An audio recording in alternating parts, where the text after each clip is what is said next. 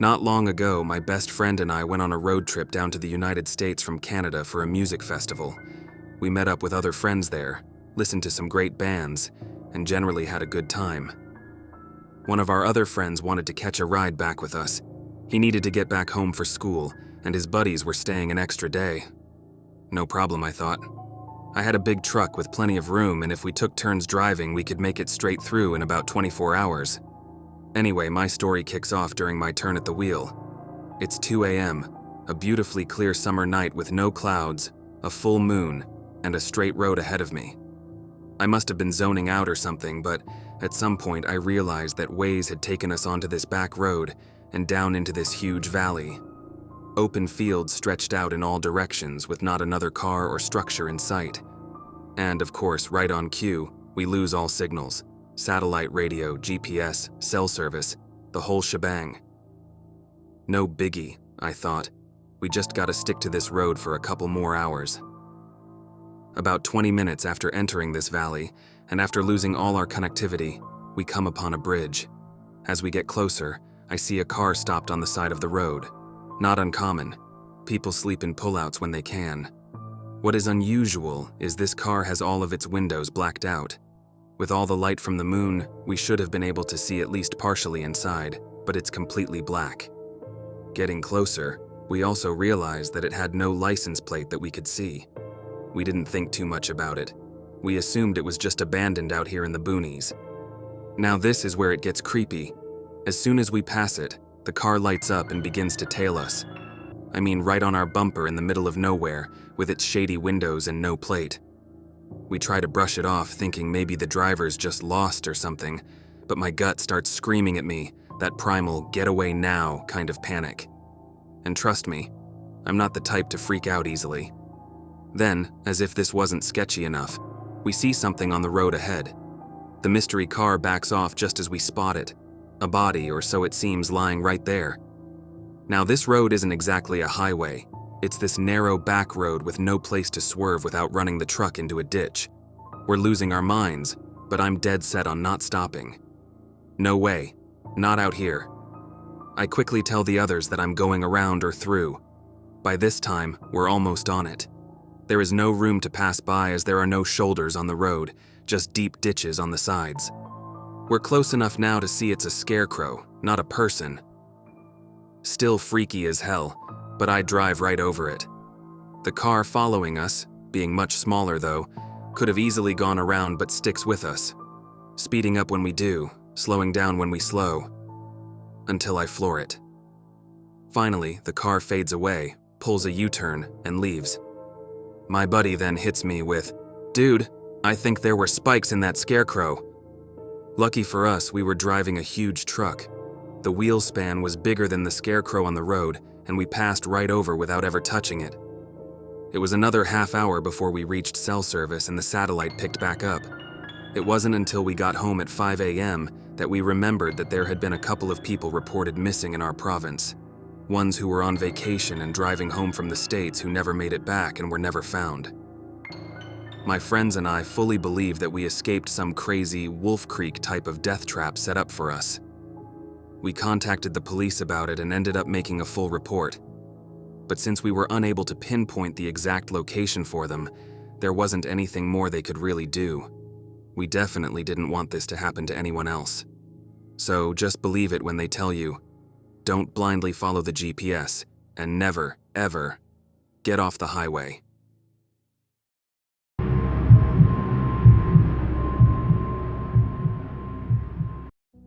I'd had my driver's license for less than a year when this happened. My friend was having a birthday bash, and even though I was running late because of work, there was no way I was missing it. I left my house around 7 p.m. for the 4-hour drive through what could only be described as the middle of nowhere. I'd been on this route before, although this was my first time driving it alone. It was known to have a few weirdos around, but nothing serious.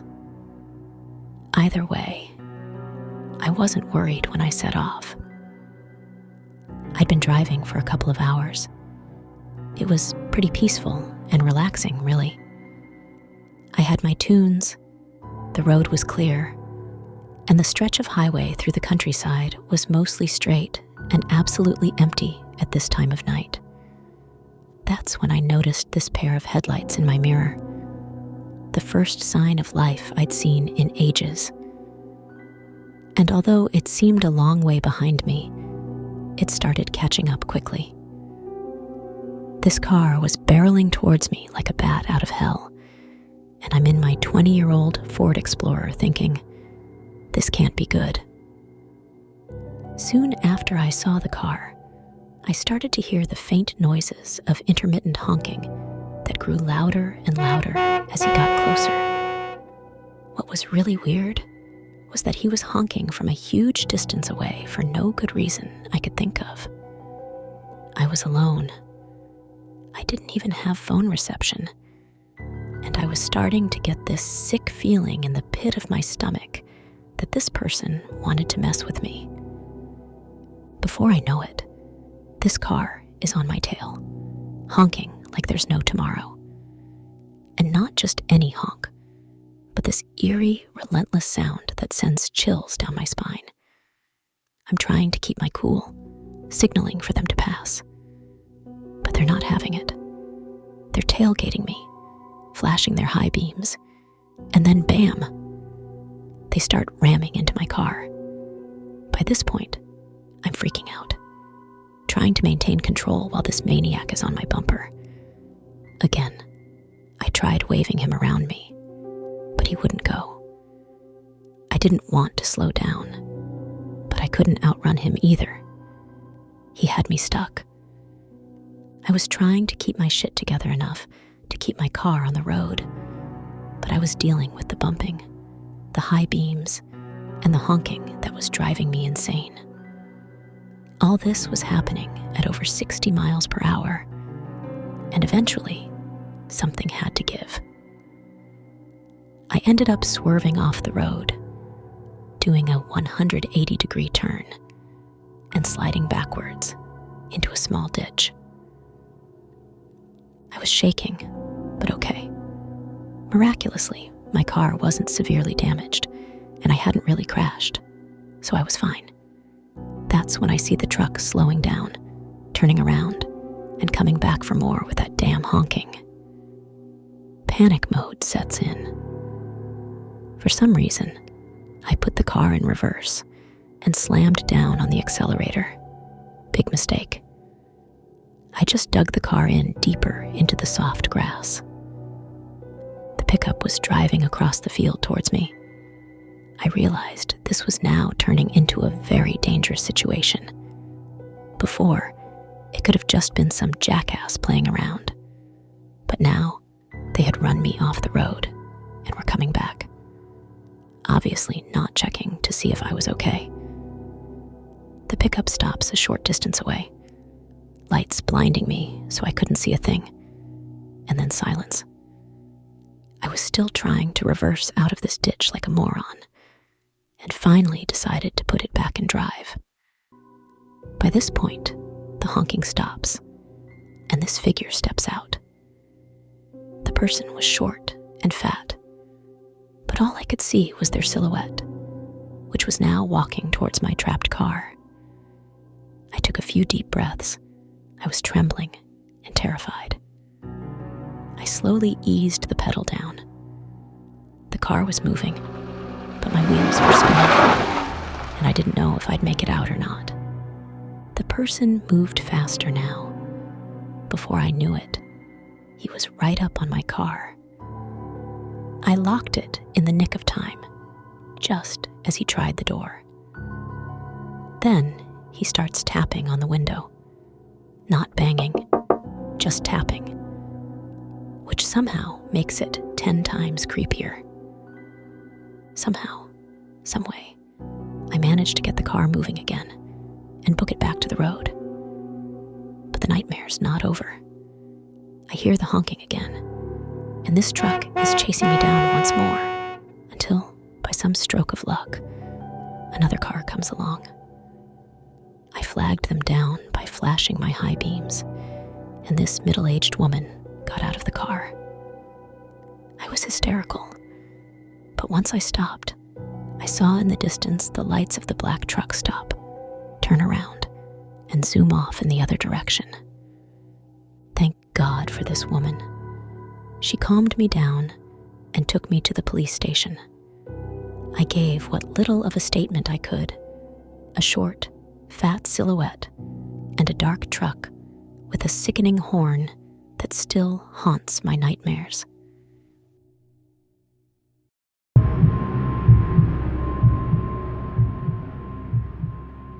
It was around 2 a.m., and I'd been hanging out at my friend's house in Vallejo, California.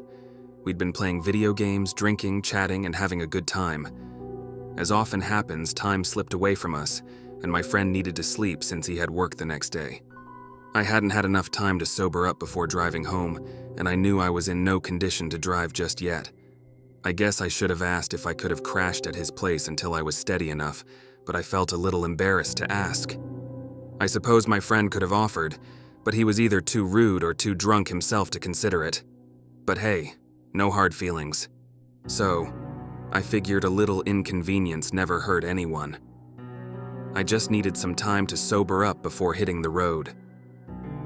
As fast as time passed during my stay, it drastically slowed as soon as I stepped out of his house. The street was deserted with a lot of dead ends, kinda like a concrete maze ending in a fork. My car was parked along the road, barely lit by the only working streetlight about 80 yards back. Stumbling over, I managed to get into my car, climbing into the back seat to lay low and blend in. The neighborhood was a dark, unfamiliar territory, and the last thing I wanted was to stick out like a sore thumb. I took some leftover newspapers and a sweater I had in my back seat to cover myself up. I wanted to camouflage myself and not just be some guy awkwardly sitting in his car, waiting for time to pass in order to drive home. Trying to catch some Z's in the back seat was a no-go. The neighborhood was just too scary, and I couldn't stop my mind from racing with all sorts of worst-case scenarios. Just as I'm trying to calm my nerves, I hear it. Footsteps. They were coming closer, stopping occasionally, like someone was casing the cars parked along the street. I couldn't recall how many cars were on the block, but I counted 3 full stops until he was at my window, breathing. I was frozen, trying to make myself invisible under the makeshift blanket. Then, out of the silence, this voice, this creepy, sing-song voice of a man probably in his 40s goes, "I see you," like some twisted game of hide-and-seek. I was petrified, pretending to be just a pile of clutter, hoping against hope he couldn't really see me. The tension was unbearable. My heart was pounding so hard I thought it might burst. Then, he started circling the car, even testing the trunk to see if I'd react. The door handle jiggles, and again, that eerie voice, "I see you," more insistent this time. I didn't want to move or check the window. I remained hidden under the clutter. I probably deserved an Academy Award for this performance. I was on edge, every muscle tensed, ready for something horrific to happen. Then came the tapping on the window. Was it a crowbar? A knife? My imagination was running wild. My eyes fixated on the seat in front of me, never averting my gaze. I was covered enough to where I couldn't see beyond the front seat. I knew I couldn't see him, but could feel his eyes resting on me. Suddenly, the voice changes. "My name is Pokerface. What's your name?" He says. It was lower, more sinister, and I couldn't help but picture some kind of monster on the other side of that glass. I was resigned to my fate, imagining the worst ways this could end, even picturing my friend finding my body the next morning. But then, silence. What was this person doing now? Just staring at me in the middle of the night? Talking to me? Or a messy pile in the back seat? The footsteps faded away, and I was left there, heart racing until the first light of morning gave me the courage to finally look out. Let me tell you, I've never been so thankful to see the sunrise. I jumped in my front seat and bolted out of there, wide-eyed and sober. As I turned the corner at the end of the block, I see a man standing there, his eyes on me as I passed by. Was it him? I didn't know. I shuddered at the thought. Thanks for watching, and please subscribe.